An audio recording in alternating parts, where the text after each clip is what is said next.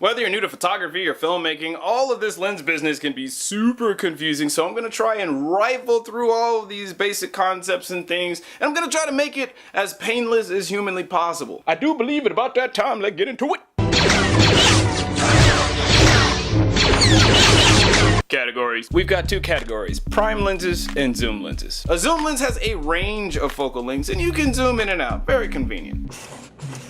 A prime lens only has one focal length. It's fixed, does not zoom in and out, not as convenient. Three types of lenses, wide, normal, and telephoto. More on that later. One of the first things you'll see on the lens, on the front or somewhere on it, is the manufacturer's name, focal length. Each lens has what's called a focal length. The focal length is usually marked on the lens. You'll see a number with 2 M's behind it for millimeters. If it's a zoom lens, there will be a number range indicating the zoom range. This one goes from 10 to 18 millimeters. Technically, focal length is the distance between where the lens focuses incoming light and the camera's digital sensor, but it's a lot easier to think of focal length as a magnification of the image. So a higher focal length means higher magnification, and a lower focal length means lower magnification. If I took a camera, stuck it on a tripod, and photographed a subject changing only the focal length, not moving the camera, it'll look something like this.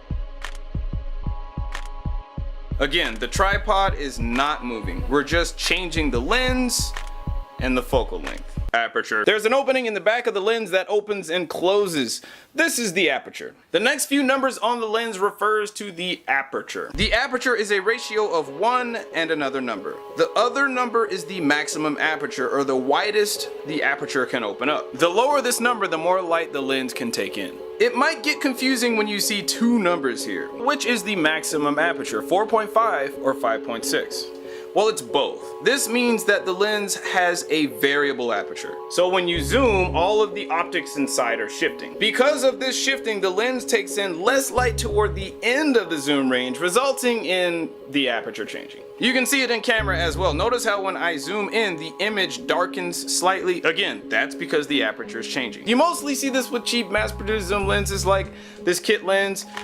Not necessarily a bad thing, it's just, it is what it is. It's something to be aware of. Your more expensive zoom lenses have what's called a fixed aperture. There are complex mechanisms inside that allow you to maintain the max aperture throughout the entire zoom range. Like this Canon 70 to 200 millimeter L series lens. At 70 millimeters, the max aperture is 2.8, and at the end of the zoom range, 200 millimeters, the max aperture is still 2.8. The pricier lenses tend to perform a lot better in low light shooting conditions because their aperture can open up wider to like 2.8, 1.4. They're considered fast lenses. This kit lens would not be great for shooting in low light conditions because the widest this aperture can open up to is 3.5. This would be considered a slower lens or a slow lens. Here's a shot with a lens that could only open up to 5.6, and here is another shot with a lens that could open all the way up to 1.8. See the difference? We get so much more light. Field of view. The field of view, or the angle of view, is a fancy way of saying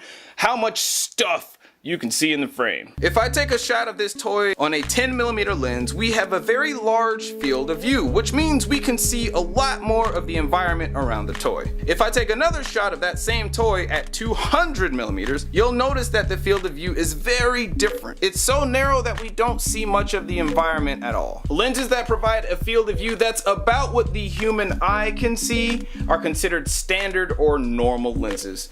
These range from about 35mm to 70mm. Lenses that provide a wider field of view than what the human eye can see are considered wide angle lenses, and these are pretty much anything that's less than 35mm. Lenses that provide a narrower field of view than what the human eye can see are considered telephoto lenses, and these are pretty much anything above 70mm. Perspective. Different focal lengths will alter the perspective as well. Wide angle lenses exaggerate the size of anything closer to the camera, making it appear larger. I'm shooting this episode on an ultra wide angle lens right now, so as an example, my thumb is closer to camera, so it looks bigger than my head. And they also expand or exaggerate distance, making anything that's farther away from camera appear even further away. Let's see what happens if I place these two toy figures 5 inches apart from each other and take pictures of them with different focal lengths. If we look at the first photo on a wide angle lens, the toy on the right looks a lot smaller than the toy on the left. It also looks further than 5 inches away. Wide-angle lenses exaggerate distance. Wide-angle lenses are great for making smaller objects appear much bigger to draw more attention to them. Wide angles also allow us to feel much closer to the actors or subjects because we can see more of their environment with a wider field of view, and we're literally closer to them in terms of perspective. The lower the focal length, the more of the environment you pull into the frame. Wide-angle lenses are 24 to 35 millimeters. Ultra-wide-angle lenses are 16 to 23 millimeters, and fisheye lenses are pretty much anything less than 16 millimeters. Really wide-angle lenses bend light more strongly than regular lenses, which gives you a really deep depth of field. Everything is in focus. Lens distortion. Wide-angle lenses tend to produce lens distortion because they bend light very differently than normal or telephoto lenses. So you can get barrel distortion. Another name for it is bowing or arcing, where straight lines appear to curve slightly or extremely depending on how wide the lens is. Also, things closer to camera at the edges of the field of view can get warped or distorted. So here's a ball shot at 100 millimeters. Notice there is no distortion because it's pretty much telephoto. At 50 millimeters, it's still pretty clean, no visible distortion. At 24 millimeters, we're considered wide angle, definitely starting to see some distortion and warping around the edges.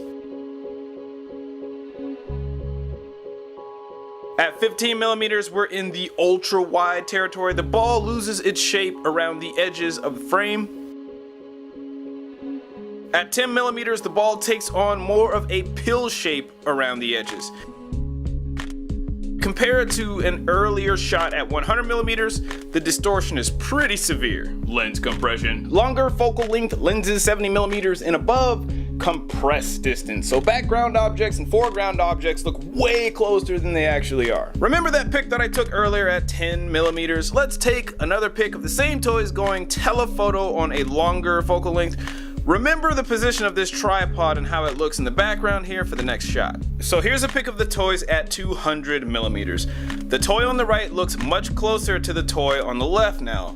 A lot closer than 5 inches. The toy on the right even appears to be the same size as the toy on the left. If we look closely, even the tripod in the back is way bigger and appears much closer to both the toys in the foreground. Essentially, the background and the foreground are compressed. Everything has been flattened. Because of the flattening effect that longer lenses have, it tends to be more flattering to facial features. So when you're shooting supermodels or very stylistic glossy commercials, everything tends to look better on a longer lens. Longer focal length lenses are also great for isolating a subject in a frame as well, because you see a lot less of the background due to the narrow field of view, and they have a smaller depth of field, which is how you end up with that creamy, out of focus background. Our eyes are naturally going to be drawn to the only thing in focus, which is the actor or the subject. Next, if you're using a zoom lens, you'll see the focal length indicator marked on the side of the lens, or it could be on the top of the lens. This one goes from 10 to 18 millimeters. You can zoom between the various focal lengths by turning the zoom ring. You might also notice that the lens gets longer. You usually see this with lower end zoom lenses. The pricier zoom lenses have what's called an internal zoom, where the lens doesn't visibly extrude. You've got your focus ring. Here we can focus on anything from 0.25 meters to 1 meter away, or 0.82 to 3 feet away. You'll also see a figure 8 looking symbol lying on its side. This marking means infinity. What does that mean? Well, the simple version. If you're trying to focus on something that's too far away to focus on, like the mountains, if you move this to the infinity mark, they'll be in focus. You'll also see a switch that says AF and MF for autofocus and manual focus. If you are shooting narrative films, this should be on manual focus. We are filmmakers, we do not let the camera decide what to focus on. You might also see a switch that says stabilizer. I personally never use the built-in stabilizer on the lens because you might get some funky things when you're using it while you're shooting video, but some filmmakers use it. There are much better ways to stabilize the image, like using tripods, dollies, shoulder rigs, steady cams, jibs, etc, etc. Filters. The next number you'll see on the lens is the diameter. You'll see see a circle with a slash through it and a number next to it. If you want to use any filters or lens caps, you will need this number to get the correct size. Macro. If you have a lens that is capable of macro photography, it'll say the word macro on the lens somewhere. You'll be able to focus on subjects or objects from a really short distance away and achieve close-ups with more detail than the human eye can see. You can think of macro photography as the cinematic equivalent of a magnifying glass. There are different variations of macro lenses. With macro photography, the longer the focal length, the greater the magnification. So if you've got like a 60mm macro capable lens, then you might be able to use that for product photography. But if you're trying to catch all the details on like a fly's face,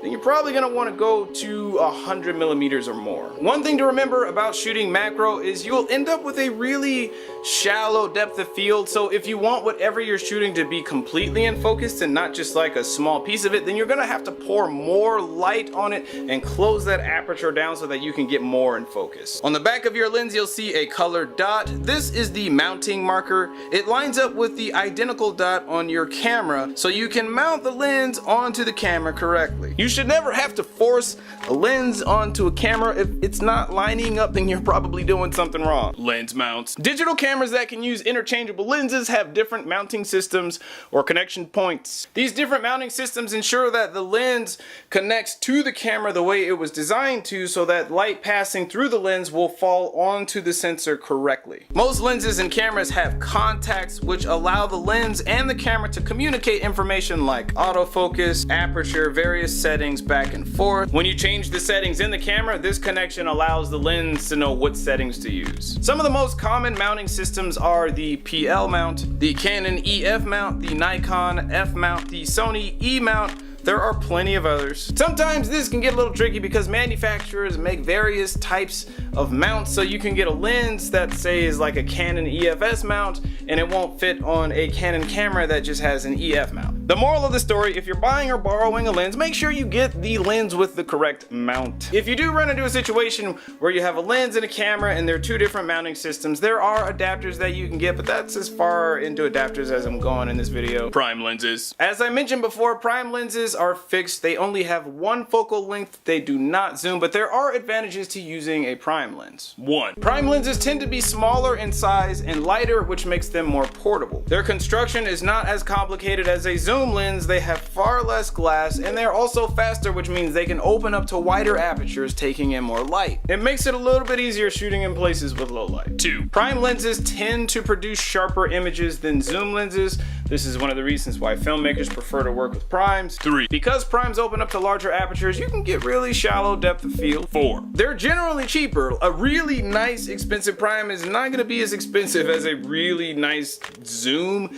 Again, the zooms have all that added complexity, all those moving parts and optics. Prime lenses are definitely not as convenient as zoom lenses, so if you want to get closer to your actor or your subject, you've literally got to get up and move closer to your subject. Prime versus zooms. If you're doing lots of videography or documentary style shooting where you don't have much control over your environment, then you're probably gonna want to work with some zooms. If you're recording live events, you do not have time to be constantly swapping lenses, or else you're probably gonna miss shit.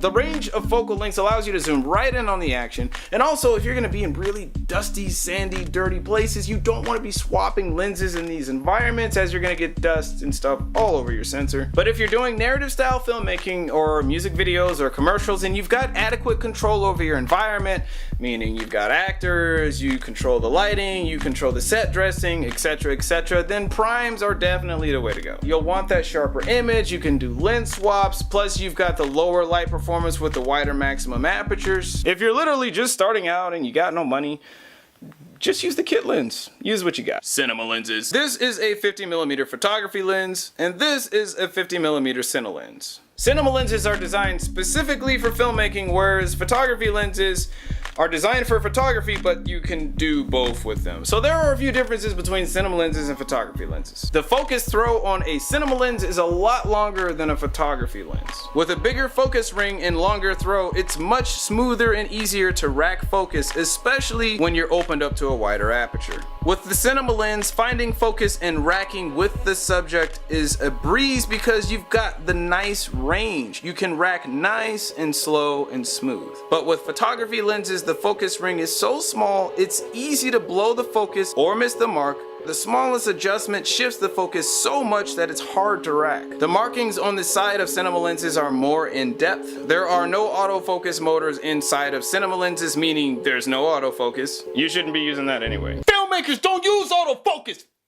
They have dedicated rings to control the aperture. Photo lenses usually don't have aperture rings. You can only control the aperture through camera settings. Cinema lenses typically have much sturdier construction and offer a sharper image with more contrast. Lens breathing. Photography lenses were never designed for filmmaking, they were designed for photography. So when you rack or pull focus with a photography lens while you're shooting video, you can get what's called lens breathing. Essentially, lens breathing is when the focal length changes slightly as you rack or pull focus. I'm shooting this test with a 20mm lens here. It's a fixed focal length, and as I rack focus from the front of the room to the back of the room or from the back to the front, the composition changes slightly. You can really see it if you pay attention to the edges of the frame. The space between the edge of frame and this chair completely disappears when I rack focus. That's the lens breathing. Here's the 18-135 kit lens. The change in framing is even more obvious here. This clock almost completely disappears. This is a common problem when you're shooting with non-cinema lenses, and it's even worse if you're shooting with really cheap zoom lenses or kit lenses. You don't see lens breathing as much with the pricier cinema lenses because they're designed not to do that. You can rack focus all day long and you're not really gonna see too much of a change in composition. Cinema lenses can get really pricey. Canon Cine Primes like this one run about $5,000. The benchmark Cooke S4s go for $20,000 and higher.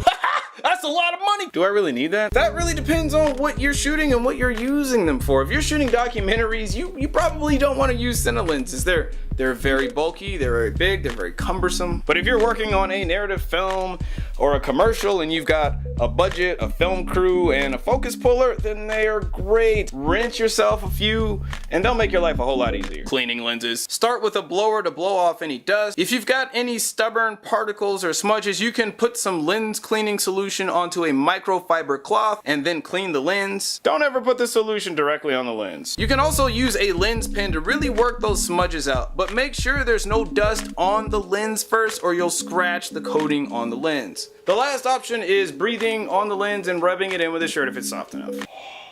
Hold up! Now I know you didn't just say what I think you said. On a professional level, this is an absolute no-no. And it can probably get you fired, but if you're new and you're young and you just got your filmmaking stuff and you don't have lens cleaning materials yet, you'll be fine. I've been in a pinch, I've done it before, it's not the end of the world. You should definitely never, ever really do that with your like really expensive lenses though.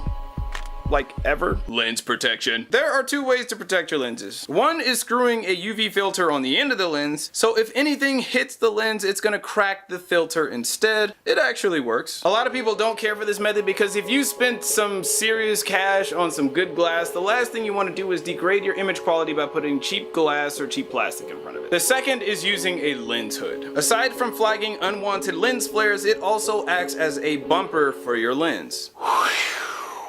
Well, I think that about covers it.